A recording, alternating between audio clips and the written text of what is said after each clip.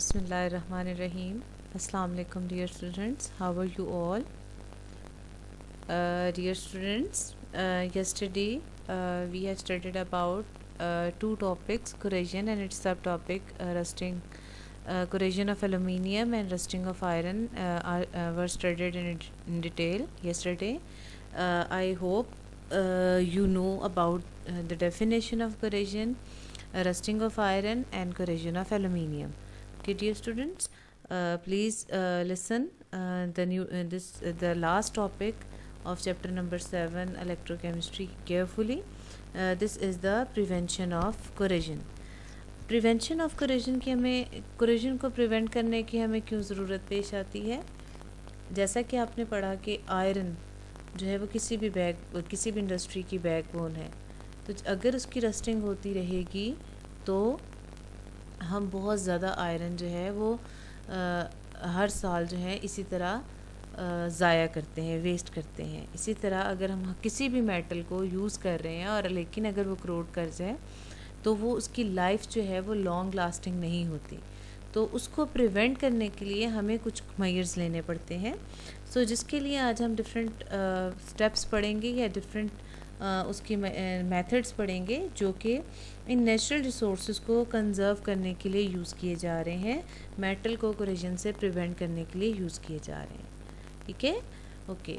After the lesson, you should be able to describe the ways or methods for the prevention of corrosion. Let us start the topic, prevention of corrosion. Okay. सबसे पहली चीज़ जो कि आपने अपनी daily life में भी कहीं ना कहीं विजुलाइज़ की होगी, देखी होगी, कि हम अगर किसी मेटल को प्रिवेंट करना चाह रहे हैं या प्रोटेक्ट करना चाह रहे हैं तो हम उसको पेंट के साथ कोटिंग कर देते हैं। तो first step is coating with paint.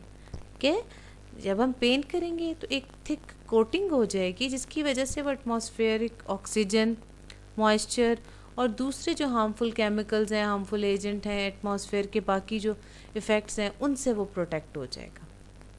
Paint की वजह से ऑक्सीजन से, मॉइस्चर से और दूसरे हार्मफुल एजेंट जो मौजूद होंगे, केमिकल्स मौजूद होंगे, उनसे वो प्रोटेक्ट हो जाएगा। ठीक है, अब पेंट के साथ कोटिंग करना और भी क्यों इतना ईजीली अप्लाइड है और वो चीप है, ईजीली अवेलेबल है। ठीक है, इसके अलावा जब हम मेटल की कोटिंग करते हैं पेंट के साथ तो उसकी जो विजुअल अपील है उसको ऑब्वियसली वो इंक्रीज़ करता है। ठीक है, अगर हम जिस तरह कार बॉडी है उसके ऊपर पेंट कर रहे हैं तो वो उसके जो तमाम उसकी खूबसूरती को ही बढ़ाएगा। उसके जो पार्ट्स हैं ऐसे जो क्रोड कर गए हैं या रस्टिंग हो गई है उसको वो छुपाएगा, उसको प्रोटेक्ट करेगा ताकि उसकी फर्दर बॉडी जो है वो प्रोटेक्ट रह सके। जिस तरह कार्स को, ट्रक्स को, ट्रेन, बाइक, ब्रिजेस वगैरह को आपने देखा होगा कि पेंट के साथ कोटिंग की जाती है ताकि वो क्रोड ना करें, corrosion से बचा सकें। ठीक है, एक हद तक हम पेंट के ज़रिए corrosion से उसको बचा सकते हैं। ठीक है, ये पहला स्टेप है, हमारा पहला वे है या पहला मेथड है जिससे हम corrosion को प्रिवेंट कर सकते हैं। दूसरा अलॉइंग। अलॉय क्या होता है? It is a mixture of two और more than two metal in a fix proportion. हम दो या दो से ज़्यादा मेटल को एक फिक्स रेशो में, फिक्स प्रोपोर्शन में मिक्स करके एक नई चीज़ बना देते हैं जिसकी वजह से वो मैकेनिकली भी स्ट्रॉन्ग हो जाता है और इसके अलावा वो corrosion से भी बच जाएगा, उसकी लाइफ भी ज़्यादा हो जाएगी।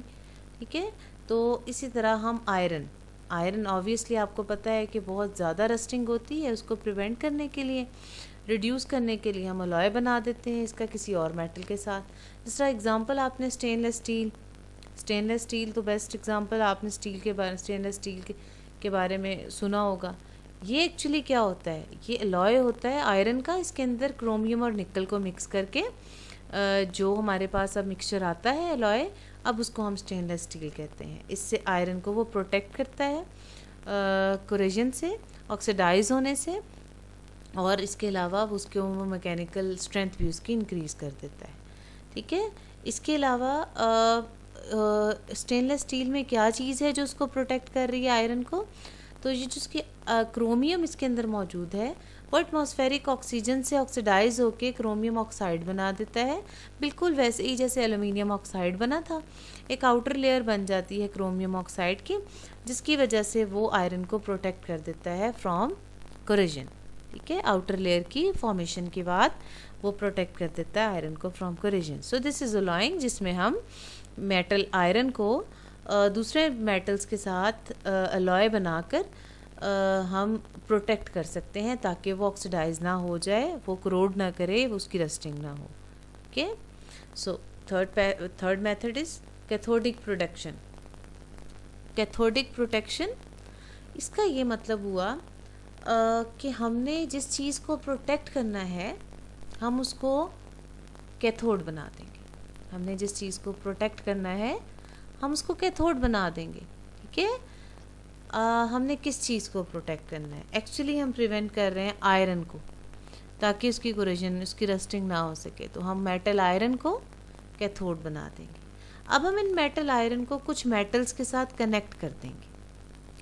उन मेटल्स के साथ कनेक्ट करेंगे जो आयरन से ज़्यादा एक्टिव होंगे। जो आयरन से ज़्यादा एक्टिव होंगे, इसका क्या मतलब है कि वो ऑक्सीडाइज हो जाएंगे, लेकिन आयरन ऑक्सीडाइज नहीं होगा।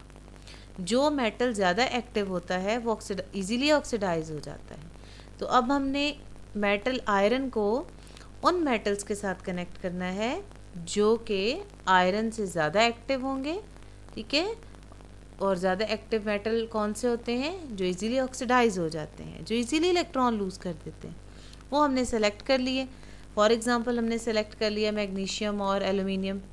एल्यूमिनियम और मैग्नीशियम हमने इनके साथ कनेक्ट कर दिया आयरन को, एक्सटर्नल सोर्स ऑफ बैटरी के साथ इसको कनेक्ट कर दिया। पॉजिटिव टर्मिनल के साथ जो कनेक्ट होगा वो पॉजिटिव इलेक्ट्रोड, जो नेगेटिव टर्मिनल के साथ होगा वो नेगेटिव इलेक्ट्रोड।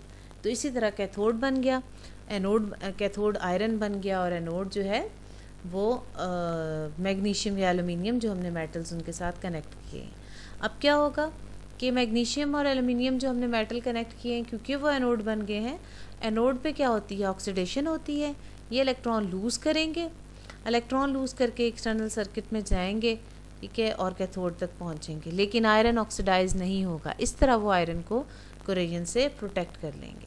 ठीक है, इस तरह वो आयरन को कोरोजन से प्रोटेक्ट कर लेंगे। अब यहाँ पे देखें, ये क्या पिक्चर में आपको नज़र आ रहा है कि ये कैथोड है और ये एनोड है। ठीक है, कैथोड ये आयरन है और ये एनोड हमने दूसरा मेटल मैग्नीशियम या एल्यूमिनियम के साथ अटैच करके सर्किट कंप्लीट कर दिया हमने इसका। ठीक है, इलेक्ट्रोलाइट, जो वाटर या सॉइल, जो मॉइस्चर मौजूद है, ज़्यादातर ये जो अंडरग्राउंड मॉइस्ट प्लेसेस होती हैं वहाँ पे हम कैथोडिक प्रोडक्शन करते हैं, क्योंकि वहाँ पे जो आयरन की जो पाइप्स डले हुए होते हैं उनको कोरोजन से या रस्टिंग से प्रिवेंट करने के लिए ये काम किया जाता है।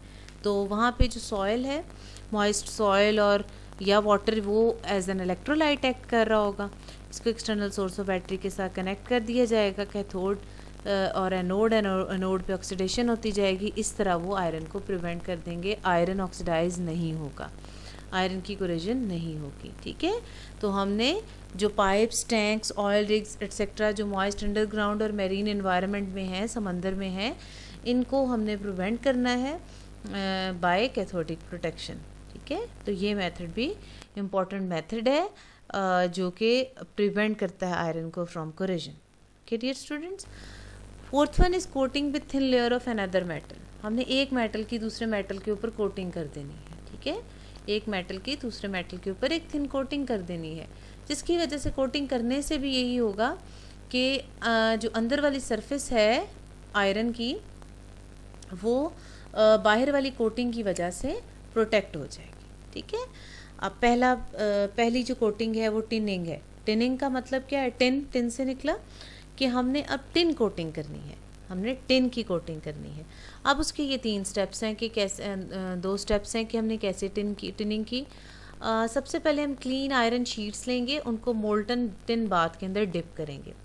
उसके बाद हम हॉट रोलर से पास कर देंगे उसको। हॉट रोलर से पास कर दिया, उसके ऊपर टिन की कोटिंग हो जाएगी, आयरन के ऊपर टिन की कोटिंग हो जाएगी।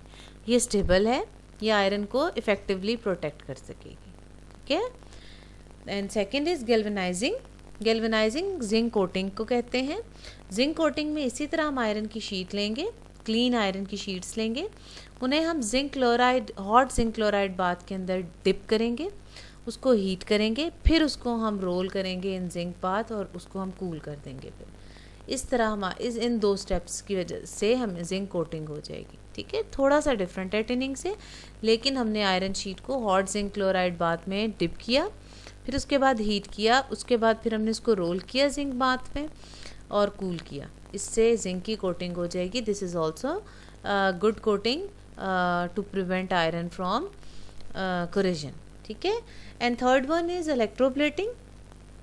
एंड इलेक्ट्रोप्लेटिंग अभी हमने प्रीवियस जो है लेसन्स में पढ़ा कि इलेक्ट्रोप्लेटिंग क्या है। इलेक्ट्रोलाइटिक प्रोसेस है जिसमें एक मेटल की दूसरे मेटल के ऊपर डेपोजिशन कर दी जाती है। जिस तरह हमने जिंक की प्लेटिंग की, इलेक्ट्रोलाइटिकली की जाती है, इलेक्ट्रोलिसिस प्रोसेस हो रहा होता है।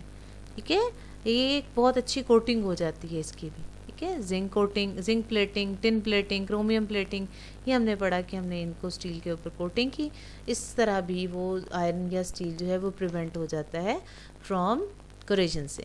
सो डियर स्टूडेंट्स, आज के लेसन में हमने क्या पढ़ा कि कोरोजन को प्रिवेंट करने के लिए हम कौन कौन से मेथड्स अप्लाई कर सकते हैं।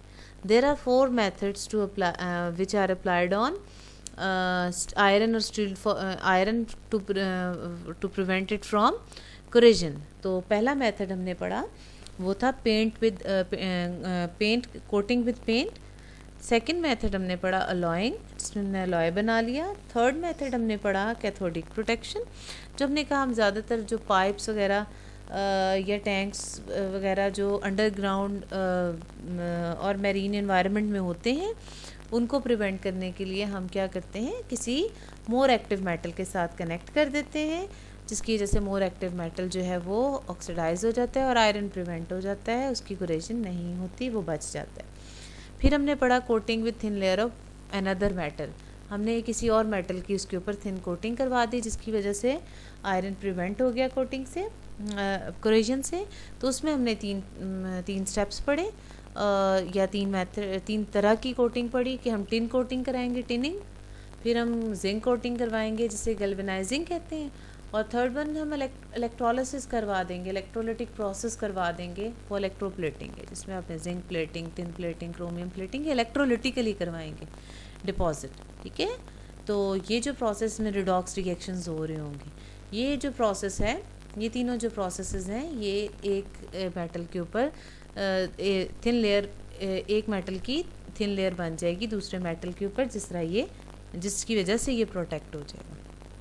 सो बच्चों, ये इंपॉर्टेंट टॉपिक है, इसको भी आप लर्न करेंगे, इसके मेथड्स को। कोई भी मेथड आपसे शॉर्ट क्वेश्चन में पूछा जा सकता है, और अगर लॉन्ग क्वेश्चन में आएगा तो ऑब्वियसली आपको ये चारों मेथड्स, सारे मेथड्स लिखने पड़ेंगे। ठीक है, आपके असाइनमेंट में just you have to describe the cathodic protection. आप कैथोडिक प्रोटेक्शन जस्ट मुझे डिस्कस करेंगे, बताएंगे अलॉन्ग विद डायग्राम, या मुझे बताएंगे, and if you have any question do ask. और इसके अलावा जो हमने कल डिस्कस कर लिए एक्सरसाइज के तमाम क्वेश्चंस, रिलेटेड क्वेश्चन, वहाँ से भी अगर आपको कोई प्रॉब्लम अभी भी आता है तो आप मुझसे डिस्कस करें। ठीक है, आज हमारा चैप्टर नंबर 7 कंप्लीट हो गया। इंशाल्लाह we will start chapter number 8 after the test. Okay dear students, thank you so much.